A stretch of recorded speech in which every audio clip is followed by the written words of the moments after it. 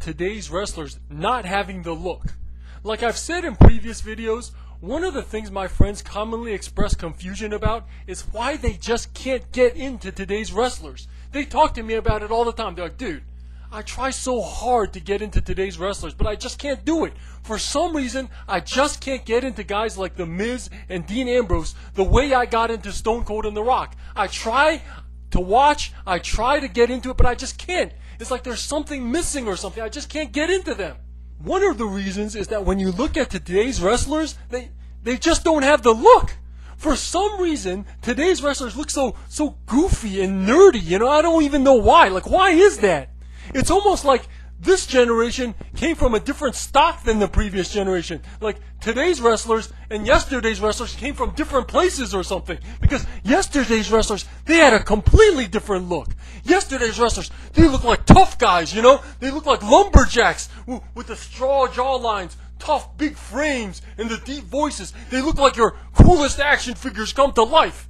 But today's wrestlers, they look nothing like that. They look like goofy little nerds that came from somewhere else. You know, like, for example, look at the Warrior, Hogan, Rock, Austin.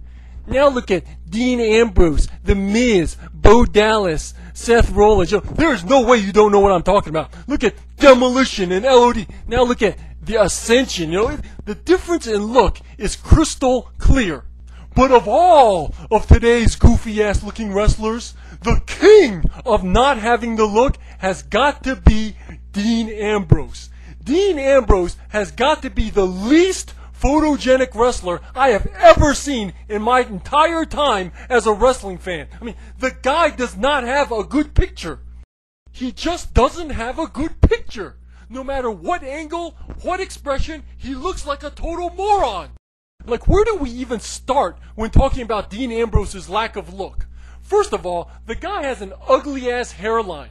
But instead of just shaving it off like a real man, he tries to cover it up with a forward comb-over, which makes him look even more ridiculous. Like, how are you supposed to be a convincing badass with a comb-over like that? Like, imagine The Rock confronting the Authority at WrestleMania with a comb-over, you know? We'd be like, what the fuck? You know, like the whole segment would be ruined because he looked like a total idiot, you know? The Rock says, stop looking at my comb-over. Guys like Kurt Angle, The Rock, and Stone Cold have embraced having a shaved head, and they look good in it. But Dean Ambrose seems to still refuse to accept it, so he maintains this forward comb-over that makes him look like an insecure goofball instead of a crazy badass. Like, imagine WrestleMania 3, Hulk Hogan staring down Andre the Giant with his hair combed over his face. You know, it would be distracting. You know, the fans would be like, what the hell is that fool doing?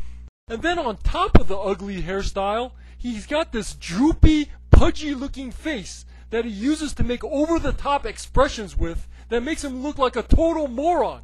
This right here is the epitome of not having the look. When you look through the WWE roster, you'll see all these goofy-looking ham and eggers who don't have the look. But then, you'll see guys like Roman Reigns who do have the look, but the problem is they freaking suck! Right? Like, how the hell do you main event a WrestleMania with only 2 moves? You're like, I've never seen that before. The guy only has 2 moves. Like, you know those old video game controllers that only have 2 buttons? Well, that's all you would need for a Roman Reigns video games because he only has 2 moves. Like, punch and spear, punch and spear. Punch, spear, punch, spear. Like, if your controller has 3 buttons, that's too many buttons because Roman Reigns only has 2 moves. You know that old-ass pixelated WrestleMania game that came out in like 1989 for the regular Nintendo with the 2 buttons?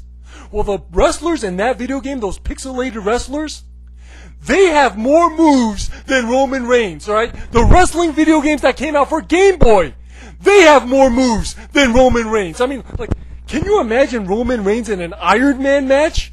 As a fan, that would probably be the most grueling thing to watch ever. Like, it'd be like, punch, spear, spear, punch, punch, punch, spear, spear, spear, punch. Like, that for an hour? Like, I would go crazy watching that match.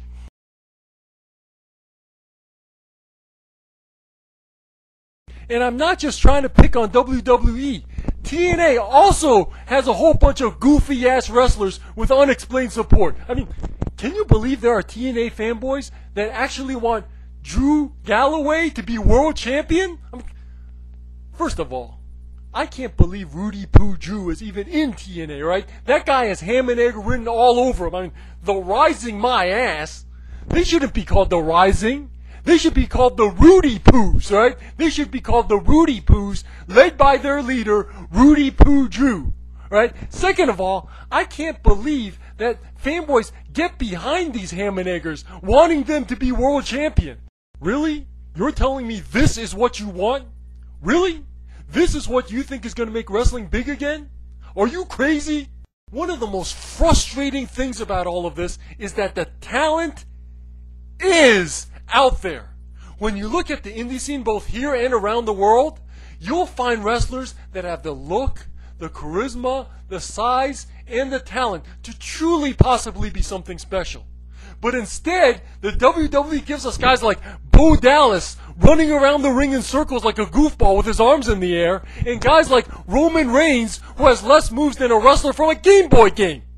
That's sad, right? We as fans should not have to choose between either having the look or having the talent.